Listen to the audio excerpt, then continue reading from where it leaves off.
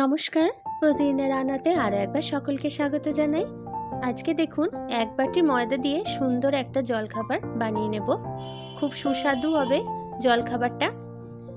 এই ময়দার সাথে নিয়ে নিচ্ছি 4 চামচ মতো ঘি। ঘিয়ের ব্যবহার করলে ভালো হয়, তবে যারা ঘি খান না তারা সাদা তেল দিতে পারেন। এরপরে দিয়ে দিচ্ছি সামান্য পরিমাণ লবণ। এরপরে ময়ামটাকে কিন্তু ভালো করে দিয়ে নিতে হবে।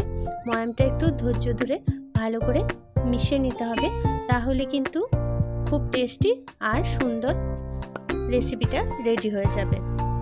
দেখুন ভালো করে ময়দার সাথে ময়ামটাকে ভালোভাবে মিশিয়ে নিচ্ছি। ময়াম রেডি হয়ে গেলে এরকম দলা পাকিয়ে যাবে, তখন বুঝতে হবে ময়ামটা সম্পূর্ণভাবে দেওয়া হয়ে গেছে। তখন অল্প করে জল দিয়ে একটা ডো রেডি করে নিতে হবে। ডোটা কিন্তু খুব সফট হবে। জলটা আমি এখানে রুম টেম্পারেচারে নিয়েছি, গরম জল কিন্তু দিচ্ছি না। দেখুন জল দিয়ে আমি একটা ডো রেডি করে নিচ্ছি। খুব সফট ডো কিন্তু চাই এই রেসিপিটির জন্য। দেখি বুঝতে পারছেন কতটা নরম করে আমি মেখে নিচ্ছি। এরপরে আমি এটাকে কিছুক্ষণের জন্য রেস্টে রেখে দেবো। তা প্রায় 1 ঘন্টা মতো এটাকে রেস্টে রাখতে হবে। দেখুন কতটা সফট হয়েছে। এখন এটা ঢাকা দিয়ে 1 ঘন্টা মতো রেস্টে থাক। এখন আমি একটা পুর রেডি করে নেব। এই পরোটা বা প্যাটিস যেটাই বলেন না কেন, সেটা রেডি করার জন্য একটা পুর রেডি করে নিচ্ছি। কড়াই দিয়ে দিচ্ছি 1 চামচ মতো রিফাইন্ড অয়েল, আর তাতে দিয়ে দিচ্ছি একটুখানি গোটা জিরে, আর দিচ্ছি একটুখানি হিং। এটা আমি পেঁয়াজ রসুনের ব্যবহার করিনি, আপনারা চাইলে করতে পারেন। এরপরে দিয়ে দিলাম 1 চামচ মতো গ্রেট করে নেওয়া আদা। আপনারা যদি পেঁয়াজ রসুন পছন্দ করেন তো এই পর্যায়ে পেঁয়াজ রসুন মিশিয়ে নেবেন। এখন দিয়ে দিলাম একটা কুচানো কাঁচা লঙ্কা, ঝালের পরিমাণ বাড়াতে পারেন। এখন দিয়ে দিলাম ফুলকপি। ফুলকপিটা আমি ছোট করে টুকরো করে কেটে নিয়েছি। সব উপকরণগুলোকে হালকাভাবে ভেজে নিতে হবে। গ্যাসের ফ্লেমটা কিন্তু একদম লোতে থাকবে, খুব হালকা করে ভেজে নিতে হবে। আর দিয়ে দিচ্ছি ক্যাপসিকাম। আপনার কাছে যে যে সবজি আছে সেই সব সবজিগুলো ব্যবহার করতে পারেন। আর আমি নিলাম গ্রেট করে নেওয়া গাজর। যদি আপনি চান তো আরও সবজি এখানে অ্যাড করতে পারেন। দিয়ে দিলাম স্বাদ অনুযায়ী লবণ, আর দিয়ে দিচ্ছি 2টো মাঝারি সাইজের আলু। আলুটাকে আমি আগে থেকে সিদ্ধ করে রেখেছিলাম, একটুখানি ভেঙে নিয়েছি। এই আধ ভাঙা আলুটা আমি এর মধ্যে দিয়ে দিচ্ছি।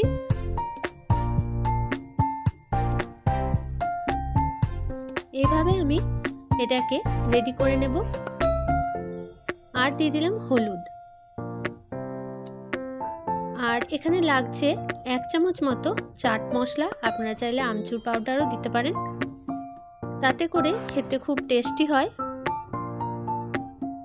এখন সব শেষে দিচ্ছি ধনেপাতা কুচানো। এখন শীতের সময়, তাই অনেক রকম সবজি পাওয়া যায়। তাহলে আপনারা যে যে সবজি খেতে পছন্দ করেন সেই সমস্ত সবজি এখানে ব্যবহার করতে পারেন। বাচ্চাদেরকে সবজি খাওয়ানোর ঝামেলা, তো এইভাবে খাওয়াতে পারেন। দেখুন এদিকে আমার ডোটাও কিন্তু সম্পূর্ণ সেট হয়ে গেছে। 1 ঘন্টা প্রায় কমপ্লিট। দেখুন কত সুন্দর।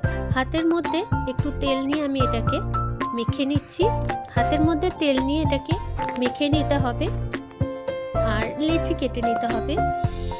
দেখুন এভাবে করে আমি লেচি কেটে নিচ্ছি। দেখছেন কতটা সফট এবং কতটা নরম, হাতের মধ্যে কিন্তু আমার লেগে যাচ্ছে।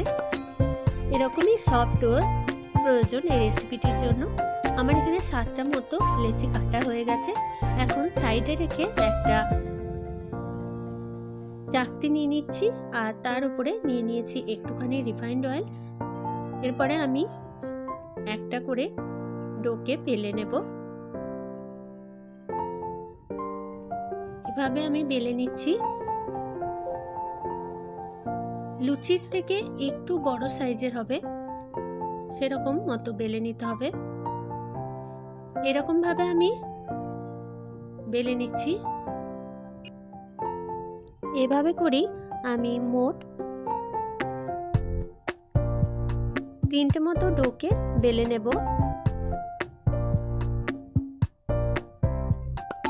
লেচির আকারগুলো কিন্তু লুচির থেকে একটু বড় হবে।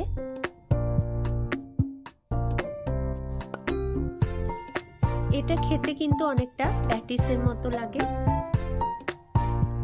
এখন চাকতির মধ্যে নিয়ে নেব একটুখানি মতো কর্নফ্লাওয়ার দিয়ে বেললে এটা একদম পাতলা বেলা হবে। যেরকমটা বলছি সেরকম ভাবে যদি সমস্ত টিপস অ্যান্ড ট্রিপসগুলো ফলো করেন তো সুন্দর প্যাটিস বাড়িতেই কিন্তু রেডি হয়ে যাবে। দোকান থেকে আর কিন্তু কিনে খেতে হবে না। বাড়ির খাবার তো সবসময় ভালো, তাই এরকমভাবে একবার বানিয়ে বাচ্চাদেরকে দেবেন। বাচ্চাদের সবজিগুলোও খাওয়া হয়ে যাবে, তারা কিন্তু বুঝতেই পারবে না আপনি অনেকগুলো সবজি একসাথে খাইয়ে দিলেন। একটা একটা করে লেচি যেগুলো বেলে রেখেছিলাম এভাবে করে কর্নফ্লাওয়ার দিয়ে একে অপরের উপরে চাপিয়ে এভাবে আমি বেলে নিচ্ছি। এভাবে যদি বেলেন তাহলে কিন্তু খুব পাতলাভাবে বেলা হবে। একটা একটা করে যদি বেলতে যান তাহলে কিন্তু খুব পাতলাভাবে বেলতে পারবেন না, ছিঁড়ে যাবে। তাই এরকম 3টে ডোকে একসাথে নিয়ে আমি বেলে নিচ্ছি।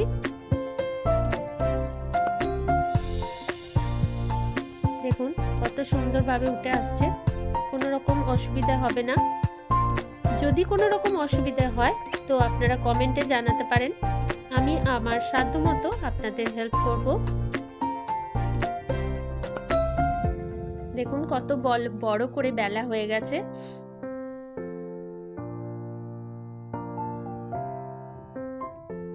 বেলাটা যদি ঠিকঠাক হয় তো দোকানের মতোই রেডি হবে।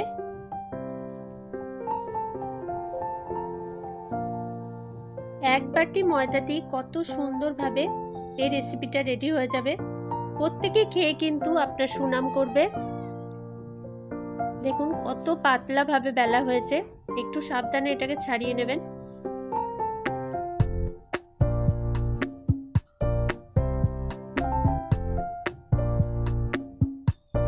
দেখুন কত পাতলা হয়েছে। একটা করে যদি বেলতে যেতেন তাহলে কিন্তু বেলা হতো না, ছিঁড়ে যেত। কিন্তু এভাবে বেললে কিন্তু অনায়াসে বেলা হয়ে গেছে, কোনো রকম অসুবিধা কিন্তু আমার হয়নি।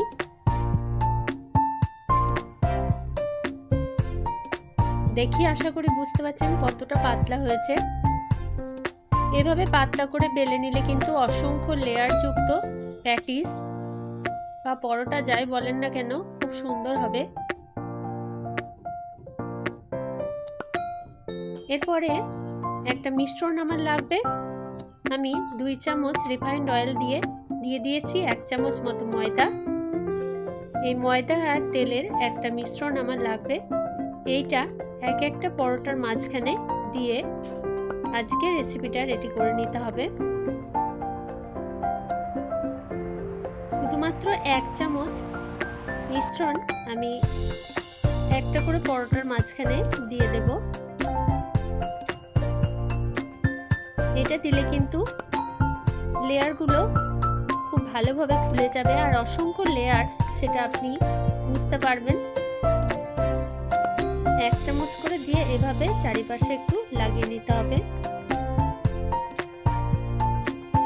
তারপরে আরো একটা পরোটা উপর থেকে দিয়ে দিতে হবে। এভাবেই একটার উপর একটাকে দিয়ে লেয়ার যুক্ত অসংখ্য লেয়ার যুক্ত একটা জলখাবার আপনি বাড়িতেই বানিয়ে নিতে পারেন। খুব সুন্দর খেতে হয়, আর বাচ্চাদেরকেও দিতে পারেন।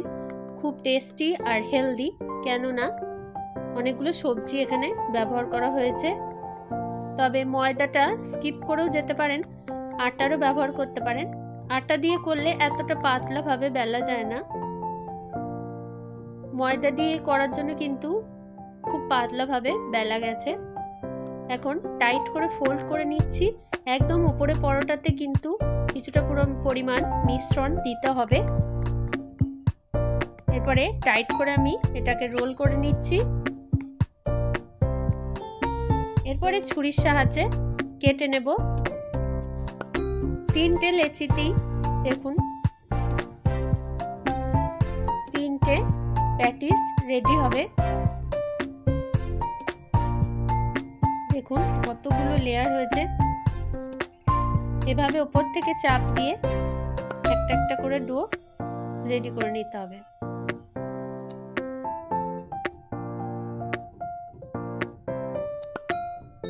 একটু ধৈর্য ধরে যদি কাজটা করেন তো কথা দিচ্ছি খুব সুন্দর হবে আর বাচ্চারাও খুব পছন্দ করবে। এরপরে একটুখানি তেল লাগিয়ে নিচ্ছি। এখন আর কর্নফ্লাওয়ার না, তেল দিয়ে এটাকে বেলে নিতে হবে। একদমই হালকা হাতে এটাকে বেলতে হবে, তাহলে লেয়ারগুলো ভালো বোঝা যাবে।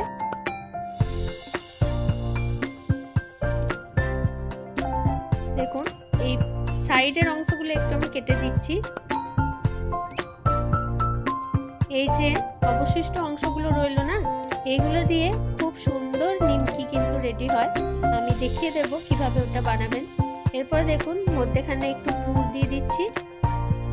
যে পুরটা আমি আগেই রেডি করেছিলাম সেই পুরটা এখন ব্যবহার করছি। পুরের চারপাশে দিয়ে দিচ্ছি খুব সামান্য পরিমাণ জল, আর জল দিয়ে আমি মুখটাকে বন্ধ করব। দেখুন এভাবে আঙ্গুলের সাহায্যে একটুখানি জল চারিপাশে লাগিয়ে নিচ্ছি।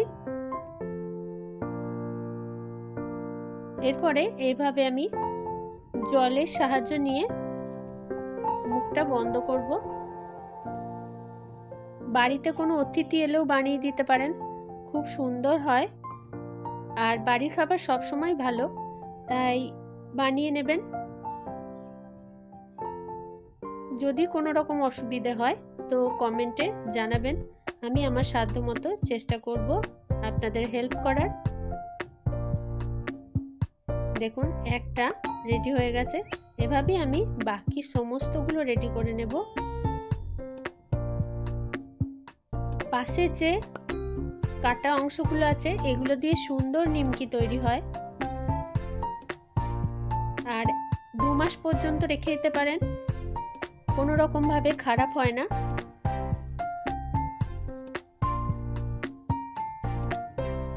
এভাবে আমি কাঁটা চামচের সাহায্যে মুখগুলোকে একটু ভালো করে বন্ধ করে নিচ্ছি। কড়াই দিয়ে দিচ্ছি রিফাইন্ড অয়েল। এরপর এগুলোকে একটু ফ্রাই করে নিচ্ছি।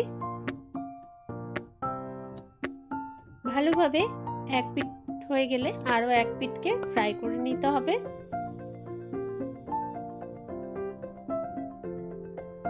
ভালোভাবে ভাজা হলে তুলে নেব এবং সার্ভ করব। খুব সুন্দর খেতে হয়েছিল, খুব ভালো হয়েছিল, সকলে খেয়েই খুব প্রশংসা করেছে। দেখুন আমি একটা ভেঙে দেখাই। দেখুন কত সুন্দর পুর ভরা পরোটা বা প্যাটিস যাই বলেন না কেন, খুব ভালো হয়েছিল খেতে। আর নিমকিগুলোও খুব ভালো হয়েছিল। দেখুন আমি একটা ভেঙে দেখাচ্ছি। আশা করি দেখে বুঝতে পারছেন কতটা ক্রিপসি হয়েছিল। তাই বারবার বলবো বানিয়ে খান ও সকলকে খাওয়ান। ধন্যবাদ সকলকে ভিডিওটি দেখার জন্য।